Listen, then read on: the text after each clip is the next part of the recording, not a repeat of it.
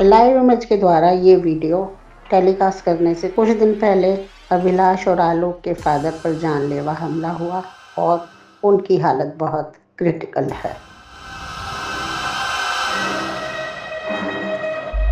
Live image की team आज जंतर मंतर पे है, जहां पर औरतों की एट्रोसिटीज के विपरीत पुरुषों के आयोग की कल्पना के लिए और उसके गठन के लिए बहुत सारे लोग इकट्ठा हुए हैं, जिसमें माताएं, बहनें और पुरुष हैं जो अपनी डिमांड्स लेके आए हैं। और कुछ लोग ऐसे पीड़ित हैं, विक्टिम हैं, जिनके घरों में बहुत सारी दुर्घटनाएं हुई हैं। आज हम एक ऐसे परिवार से बातचीत करेंगे जिनके बेटे आलोक को काफी समय से जेल के अंदर पोक्सो केस में डाला गया है। आज उनके भाई अभिलाष और उनके मदर फादर हमारे साथ हैं। आइए हम उनसे बात करते हैं और जानते हैं कि आलोक के साथ क्या हुआ। ये बात पिछले साल 5 अक्टूबर 2024 की है जी। मेरे पड़ोस में एक इलाके का बीसी रहता है जो क्रिमिनल है, जिसके ऊपर 20-25 पुलिस की केसेस हैं। बहुत सारे केसेस एक्सटॉर्शन के, गांजा बेचता है, वो शराब बेचता है, और पुलिस वालों के साथ मिलकर ये सारा काम होता है क्योंकि पुलिस सब कुछ जानती है। उससे हमारा झगड़ा हुआ, हमारा भी नहीं, हमारे किराएदार का झगड़ा हुआ, जिस पर मेरे भाई ने उनकी वीडियो बनाई विरोध करने पर। आलोक ने इस पर उस बीसी ने धमकी दी मेरे भाई को, मेरे परिवार को, कि मैं तुम्हें ऐसे कैसे फंसाऊंगा, तुम जिंदगी भर याद रखोगे। हमने सोचा कि ये छोटा मोटा आम झगड़ा है और निपट जाएगा। हमने बात आगे नहीं करी, ना उसने भी करी। लेकिन कुछ समय बाद, क्योंकि वो दारू और गांजे का काम करता था, उसकी बीट में पुलिस वालों से बहुत अच्छी जान पहचान थी। उसने एक पुलिस वाले के साथ मिलकर, जिसका नाम है हेड कांस्टेबल प्रदीप, उसके साथ मिलकर, उस लड़की के साथ मिलकर एक झूठा कंप्लेंट डाल दी पुलिस बूथ के अंदर।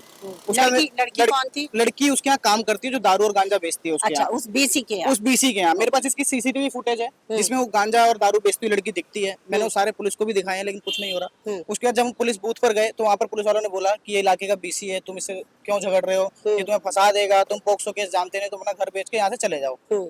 उसके बाद उसने जैसे तैसे करके हमसे 2,15,000 रुपए की उगाही करी। एक मिनट, मुझे ये बताइए कि ये पुलिस में जो बात जिसने करी वो कौन से रैंक पे थे? हेड कांस्टेबल है वो। अच्छा। हाँ, हेड कांस्टेबल प्रदीप नाम है उनका। उसके बाद जो है उन्होंने 2,15,000 रुपए की उगाही करी, ये कहकर कि मैं इस लड़की को शांत कर दूंगा, ये बीसी पैसे मांग रहा है, इसको पैसे दे दो, ये चुप हो जाएगा।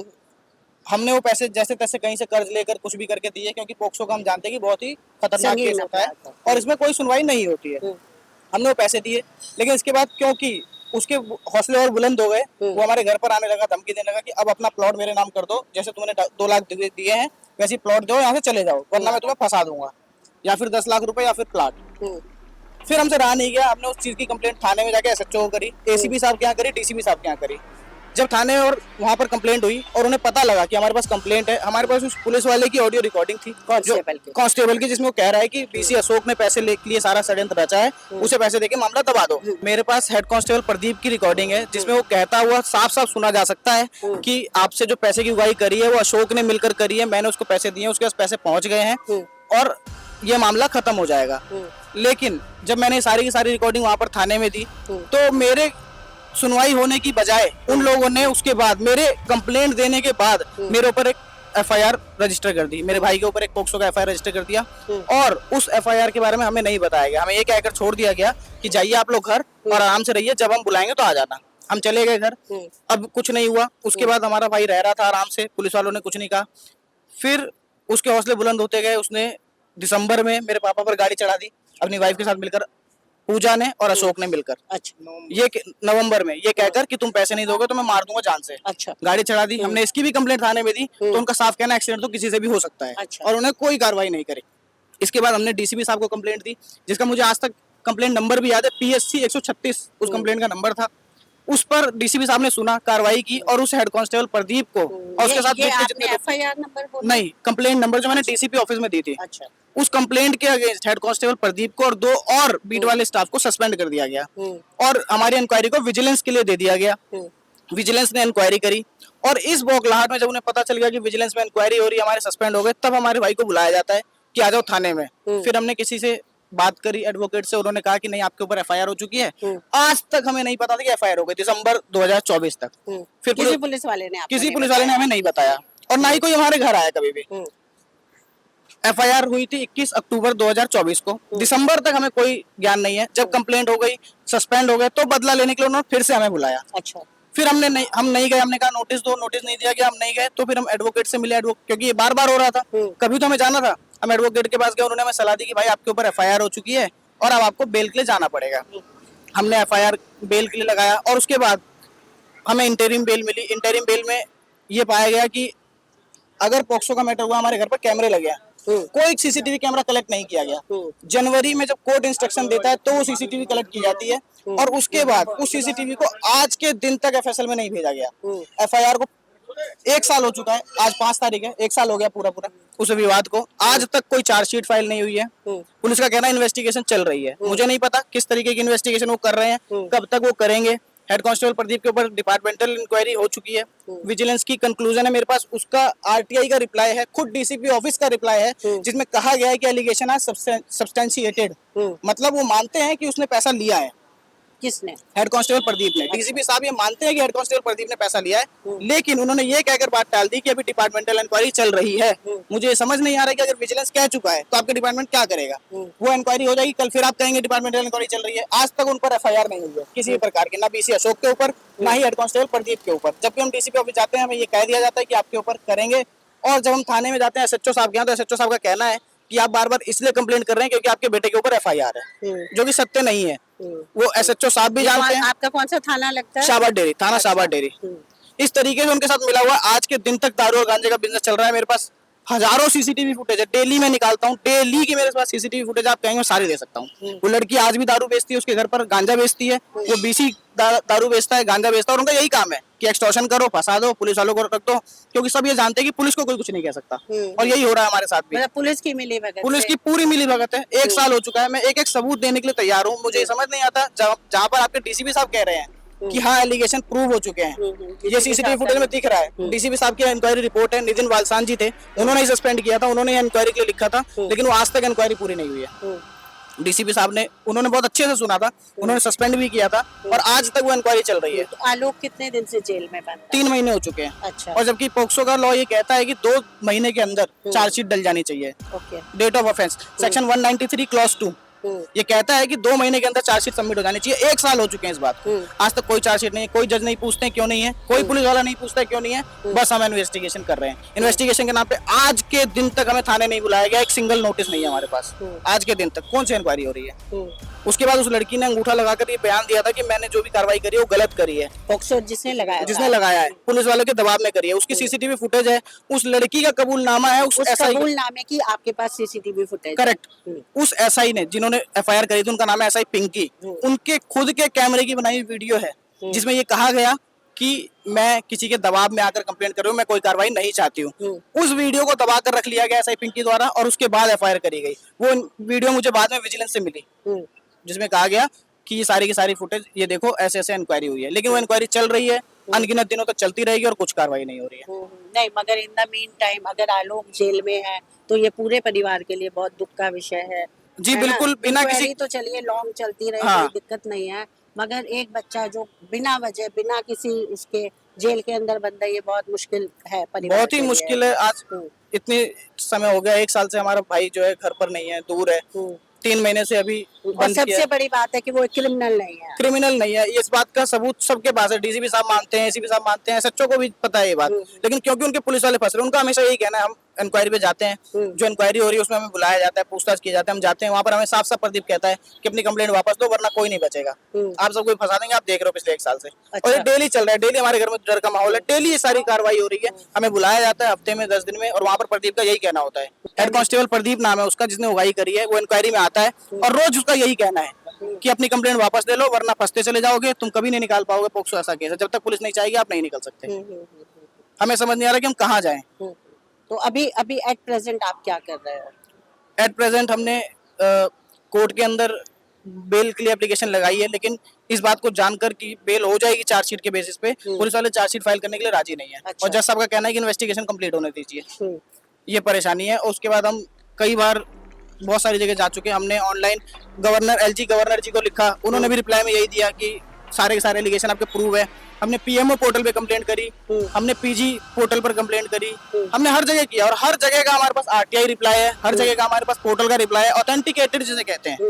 एक बात होती है कि आप सारे सबूत ऑथेंटिकेटेड है, एक होता है कि आपके पास है आप उसमें छेड़खानी कर सकते हैं, लेकिन अगर कोई डीसीपी साहब कह रहे हैं, अगर आपके गवर्नर साहब के पास रिपोर्ट में इंक्वायरी आई है तो कैसे गलत हो सकता है? ये तो नेचुरल है ना, ये तो प्रूवन चीज है, लेकिन ये चीज कोई नहीं मान रहा। ये कानून है हमारे भारत का। आप कुछ कहना चाहेंगे?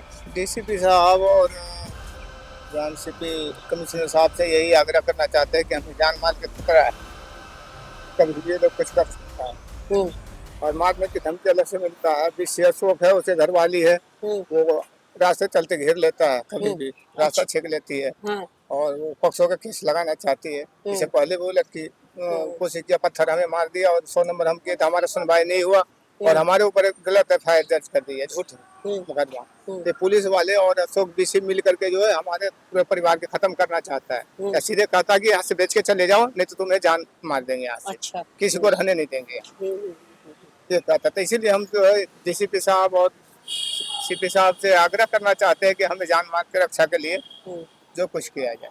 आप आलोक की मदर हैं और साथ साथ अभिलाष की भी मदर हैं। इनका बेटा आलोक पिछले 3 महीने से पोक्सो के केस में जेल में हवालात में बंद है और अभिलाष को भी बार बार झूठे केसों में फंसाए जाने की धमकियां दी जा रही हैं। तो इनकी माता जी से हम बात करते हैं, वो क्या कहना चाहती हैं, बताइए। हम ये कहना चाहते हैं कि एक बेटे को तो मेरा बंदी कर दिए हैं 3 महीने से और दूसरे बेटे पे, हमारे आदमी पे, उन पे भी लगाना चाह रही है झूठा अंजाम। जाती है कहीं लड़की, हमारे आदमी निकलते हैं, हमारे बेटे निकलते हैं, वहाँ आके रास्ते पे खड़ी हो जाती है, कहती है एक बार तो सर फाड़ के और झूठे हमारे आदमी के ऊपर एफआईआर दर्ज करा दी और फिर बड़े बेटे को भी कह रही है करवा दूंगी और कह रही है बुड्ढी तुझे तो मैं ऐसा घसेटूंगी, ऐसा मारूंगी जो तू निकल भी नहीं पाएगी, तू रहेगी किसके सहारे। और मेरे से 10 लाख रुपया और प्लॉट मांग रही है। अच्छा। लड़का अशोक बीसी मंगवा रहा है उस लड़की से, वो लड़की कह रही है 14 साल की लड़की है, 18 साल की और कह रही है 14 साल की लड़की करके। चेक नहीं करी गई? वो स्कूल से करवा लाए मैम, वो करवा के ले आई, गलत करवा के ले आए स्कूल से। तो वो तो स्कूल में नहीं पढ़ती थी क्या? हाँ पढ़ती थी, 9वीं पढ़ के छोड़ रखी है, 2-3 साल पहले। अगर 9वीं से पढ़ी है तो 3 साल पहले तो मिलेगा ना उसमें होगा। तो वो गलत लिखा रखी है, कम लिखा रखी है। गांव की लड़की है, उसको कम लिखा रखी है और ऐसी आवारा की तरह घूमती है। 3 बार वो किसी और लड़के के साथ भी भाग चुकी है। अच्छा। और फिर वो ले आता है बुला के और हमारे लड़के पे इंजाम लगा के हमारे लड़के को बंद करा दी। अच्छा। हाँ। और इसमें आपके लड़के का कोई कसूर नहीं? कोई कसूर नहीं है मैम, हमारे लड़के का कोई कसूर नहीं है। हमारा लड़का सुबह जाता था, शाम को आता था, ड्यूटी करता था, मैं घर में रहती थी, मेरा आदमी घर में आपके आस पड़ोस के लोग जो थे वो भी, उन्होंने कोई आस पड़ोस के, वो गुंडा बदमाश है, उसके चक्कर से कोई बोलना नहीं चाहते। पीठ पीछे सभी कहते हैं, मुंह पे कोई कहना नहीं चाहते। और पीठ पीछे सभी कह रहे तुम्हारे लड़के का गलत है, इनको कर दी, इंजाम लगा दी, तुम्हारा लड़का ऐसा नहीं है, तुम लोग ऐसे नहीं हो, लेकिन मुंह पे कोई भी कहने का राजी नहीं। अभिलाष कुछ कहना चाहते हो? इसके अलावा भी थोड़े समय पहले उसके माता पिता ने मेरे घर पर पथराव किया, मेरे पास वीडियो है उस चीज की। मैं थाने गया, थाने मुझे ये बोल के भेज दिया गया कि क्या हो गया, पत्थर मार दिया तो आपको मर थोड़ी गए। ये लाइन थी वहाँ के एसएचओ साहब की कि आप मर थोड़ी ना गए हो, पत्थर ही तो मारा है, क्या हो गया। और उसके बाद हमारे ऊपर एफआईआर करने के लिए बोल गया कि आपने कुछ किया तभी तो मार रहा था वो। उसके बाद फिर हम डीसीपी ऑफिस गए, वहाँ पे उन्होंने जब फोन करके एसएचओ साहब को बोला तब जाकर के एफआईआर हुई और उसको बंद किया गया। लेकिन उस एफआईआर की कॉपी नहीं दी गई आज तक हमें। आपको नहीं दी? आज तक नहीं दी, जबकि हर एफआईआर का एक नियम होता है कि आपको एफआईआर देनी होती है, कंप्लेनेंट को भी और कंप्लेनर को भी। लेकिन हमें कोई एफआईआर नहीं दी गई, किसी भी प्रकार की कोई एफआईआर नहीं दी गई। मेरे पास घर में घुस जाता है दिन, मेरे पास वीडियो है। एसएचओ साहब कहते हैं ये तो रेगुलर कंप्लेनर है, पुलिस वालों के पीछे पड़ा हुआ है, मरने दो। आपके लिए? जी, हम किसी पुलिस वाले के पीछे क्यों पड़ेंगे? कौन इंसान जाता है पुलिस वालों से लड़ाई करना जब आप हमें नहीं जीने दे रहे हैं? आप क्या चाहते हैं? आप हमें इंसाफ दिलाए, बात खत्म हो गई। आप अपना काम कीजिए, हम अपना काम कर रहे हैं, हमारे पास नौकरी है, दूसरी काम है। कौन चाहता है पुलिस वालों से लड़ाई करना? लेकिन वो जानबूझ करके हमें परेशान किया जा रहा है कि हमारे पुलिस वालों को बचाओ तो हम आपको शांत करेंगे। मतलब आप अपनी एफआईआर और जितनी तमाम चीजें हम अपनी सारी कंप्लेंट वापस ले लें, हम ये कह दें कि नहीं किसी पुलिस वाले ने एक्सटॉर्शन नहीं किया है। अच्छा, ये कहना है उनका। तब फिर आपकी पुलिस आपकी मदद करेगी। तब पुलिस आपकी मदद करेगी। लेकिन इसकी क्या गारंटी है? जब वो एक बार 2 लाख रुपए लेकर केस लिख सकते हैं तो इसकी क्या गारंटी की वो मदद करेंगे? और हम अपनी कंप्लेंट क्यों वापस ले? देता है हर हफ्ते पैसे, वो अशोक दारू बीसी दारू बेचते बेचता हैं, है। उसकी बीवी पूजा, उसकी सास रानू, गांजा, दारू, वो क्या कहते हैं वीडियो गेम ये सारे खिलाते हैं, हम कहाँ से उतना पैसा लाएंगे, उगाही करते हैं, एक पब्लिक आम पब्लिक का छीनते हैं, झपटते हैं, फिर भी उसको कोई कुछ नहीं कहता है। मैं कहाँ से उतना पैसा दूंगी? मेरा बेटा कमाता, आदमी को एक्सीडेंट कर दिया, आदमी मेरा कमाता भी नहीं है। मैं छोटी मोटी दुकान पे 2 पैसा कमाती हूँ, खाती हूँ। मैं अपनी परिवार देखूंगी कि मैं लड़ाई करूंगी? बिल्कुल सही। मैं लड़ाई तो नहीं करना चाहती हूँ मैम। इस तरह से मैं बच्चे को लगा दी इस काम पे, अब फिर भी मेरे बच्चे को फंसा दिया। देखिए किस तरह से आलोक पोक्सो के इल्जाम में पिछले 3 महीने से हवालात की सजा काट रहा है और उम्मीद है कि इसके लिए गवर्नमेंट संज्ञान लेगी, जज साहब संज्ञान लेंगे और जल्दी से पुलिस को फोर्स करेंगे कि इनकी चार्जशीट दाखिल करी जाए और आलोक को जल्दी से जल्दी हवालात से बाहर छुड़ाया जाए।